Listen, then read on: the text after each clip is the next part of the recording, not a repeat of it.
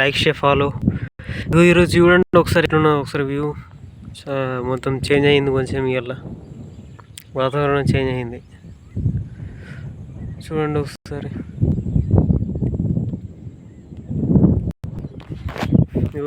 ఈడ ఊపుకున్నా నేను ఇప్పుడు ఎండకు చూస్తున్నట్టు.